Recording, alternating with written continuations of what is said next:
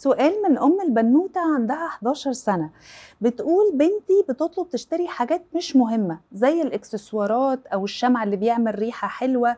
إحنا إمكانياتنا تسمح إني أجيب لها حاجة في الشهر مثلا، بس أنا برفض عشان مش شايفة أهمية للحاجات دي. والموضوع ده دايما عامل خناقة ما بيننا، وبنتي يا إما بتتعصب يا إما بتفضل تعيط وسايبانا وقاعدة في أوضتها على طول.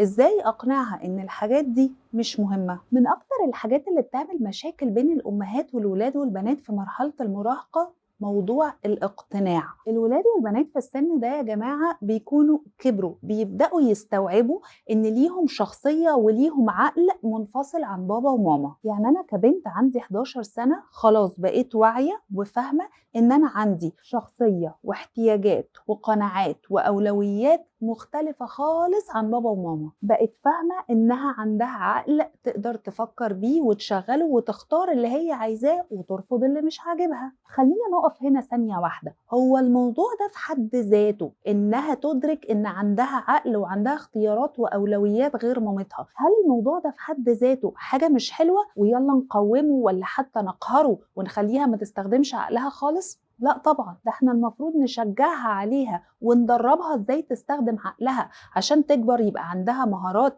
تفكير تحليلي وتفكير منطقي وتفكير نقدي ومهارات اتخاذ قرار ومهارات حل المشاكل، الحاجات اللي هي هتحتاجها عشان تعيش حياة ناضجة سوية. لأن من ناحية الدين ده أمر ربنا سبحانه وتعالى، وعشان كده رزقنا بنعمة العقل وميزنا بيها عن البهائم والحيوانات عشان نشغل عقلنا ده ونفكر، ما نبقاش ماشيين يمين يمين شمال شمال كده مع الناس وخلاص. وحتى من ناحية الحياة نشجعها وندربها عشان يبقى عندها مخ رزين وبتعرف تميز الحلال من الحرام، الصح من الغلط، تعرف تكون رأي، يبقى عندها حاجات بتعجبها وحاجات ما بتعجبهاش، تعرف توازن بين ميزات الحاجة وعيوبها. يعني ببساطة من الآخر تعرف تستخدم عقلها ازاي. هتقولي لي طب انت شايفة يعني ان اولادنا المراهقين بيستخدموا عقلهم بالنضج والرزانة دي؟ هقولك لا طبعا، وعلى فكرة هم عارفين ده ومعترفين بيه، مش بينكروا خالص. وانا عارفة ان في كتير ولاد وبنات بتوصل معاهم كلمة اقنعني دي، اقنعيني ليه لازم اقلع يونيفورم المدرسة لما ادخل البيت،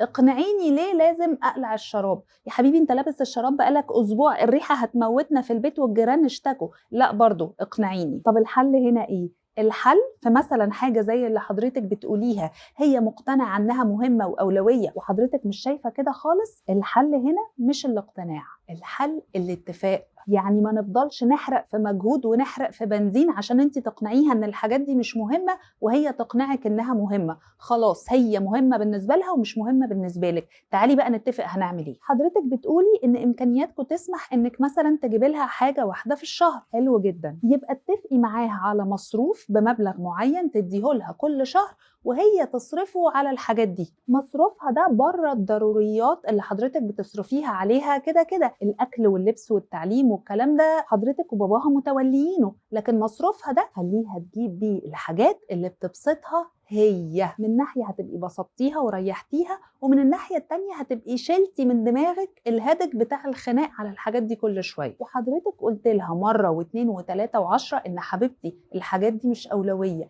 الحاجات دي مش مهمة، مش معنى ان احنا معانا فلوس ان احنا نضيعها على الحاجات دي كل شوية. حافظي على فلوسك، حوشي، هاتي حاجات افيد، هاتي حاجات اقيم. فخلاص الرسالة وصلتها وهتستوعبها في يوم من الايام.